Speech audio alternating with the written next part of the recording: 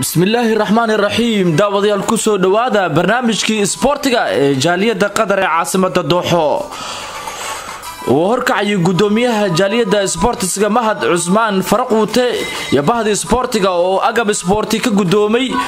madaxda dahabshiil ee dalkan qatar ugu horeeyna waxa halkaasi ka hadlay konsulka safaaradda Soomaaliya kuna gudoonsiiyay agabkani safaaradda Soomaaliya waa Muqtaar Cali Yuusuf waxaa aad iyo aad ugu mahad weyn aan ugu celinaynaa walaalkay Cabdi Xasan oo wakiil ka ah dahabshiil oo asagu kaalin mugle ama kaalin weyn ka qaatay ciyaartooydan sidii ay agabkii lagu ciyaari lahaa ay u heli lahaayeen isla mar ahaantaana guul weyn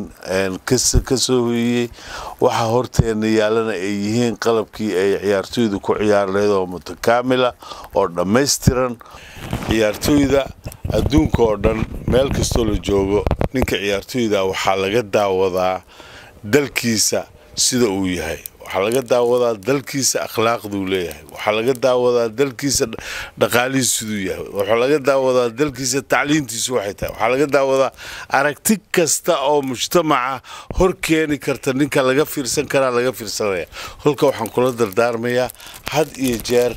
in ay ahaadaan kuwii ixtiraama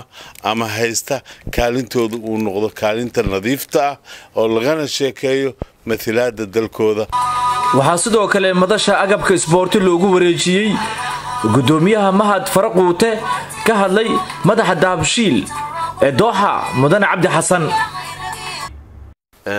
waxaan aad iyo aad ugu mahadnaqayaa dhalinyarada ciyaartooyga ee halkan nala joogta maanta iyo kusimaha safaaradda Soomaalida saaxiibkay Muqtaar Cali Yuusuf oo odaydee badan aan isku reer qadartii hore lahayn iminkana odayaasha waaweyn ee hawsha u haya jaaliyada Soomaalida uu yahay waxaan aad iyo aad ugu mahadnaqayaa dhiirigelinta iyo tacabka badan uu geliyo dhalinyarada iyo waqti fara badan oo hadii la ka dhigo juhdi badan uu huro waxay deena noqotay anigoo maadaama anigu ahaa ciyaartooygii hore ee jaaliyada aan ahaa 80aadkii in badan aan u koobka soo qaadi jiray inaan maadaama shirkad weyn oo dahabshiil aan ka mas'uulahay inaan ka maqnaanin hadii ay leeyahay munaasabada noocaas oo kala oo ay shirkadu guud ahaan meel kasta joogaan dhalinyarada Soomaaliyeed aanu dhiirigelino halkana qadarna aan hadii la ka dhigo aanu sidaas oo kala sameeyno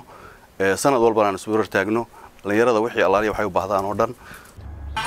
gunaanudkiina waxaa madasha soo gunaanuday oo soo afmeeray gudoomiyaha isboortiska ee jaaliyada qatar Mudane Mahad Cusmaan Faraquute waxa uu yiri waxaa maanta sharaf weyn noo ah safaaradda Soomaaliya ee dalka qatar dhexdeeda anagoo ah jaaliyadii gudoomiyihii isboortiga ee jaaliyada safiirkeena Muqtaar Cali Yuusuf in oo munaasabad sharafeedkan isboortiga noogu yeero gudoomiyaha